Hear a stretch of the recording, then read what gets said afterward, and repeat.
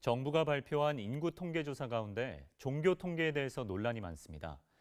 교회 현장은 교인 감소를 체감하고 있는 데 반해 통계 수치는 100만 명 이상 증가한 것으로 나오면서 혼란을 주고 있는데요. 과연 개신교가 약진한 것인지 전문가들이 분석하는 자리가 마련됐습니다. 천수연 기자입니다.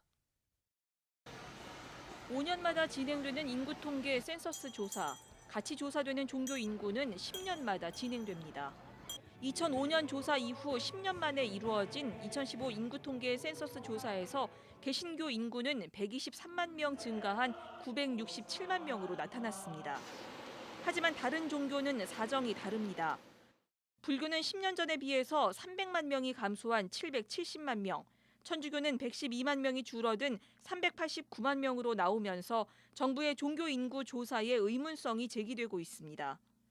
교계 각 분야 전문가들도 이 같은 조사 통계 수치를 있는 그대로 받아들일 수 없다는 평가입니다. 우선 설문조사 방식에 문제가 제기됐습니다. 2005년과 달리 가정 전수조사가 아닌 표본조사였다는 점과 표본의 절반이 인터넷을 통한 온라인 조사라는 점입니다. 전화나 대면 조사에 비해서 온라인 조사 응답자가 고학력자일 가능성이 높고 타종교에 비해서 상대적으로 고학력자 분포가 높은 개신교에 유리했을 것이란 분석입니다. 이번도 전수조사 했으면 아마도 개신교 인구가 확 빠졌을 거예요. 방법 차이 때문에 좀 이렇게 나온 것 같다는 생각이 들고요.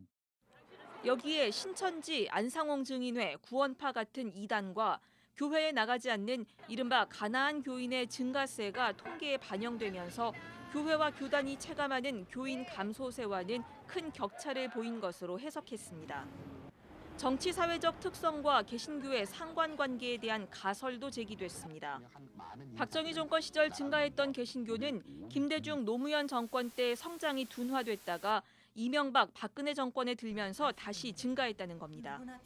남북 관계가 경색되고 전쟁 위기가 고조되고 이념적으로 충돌이 커지면은 사람들이 불안해하고 종교를 찾게 되는데 대개는 보수적으로 사람들을 이끄는 개신교로 많이 간다라고 하는 가설을 갖다 세울 수 있는 거죠.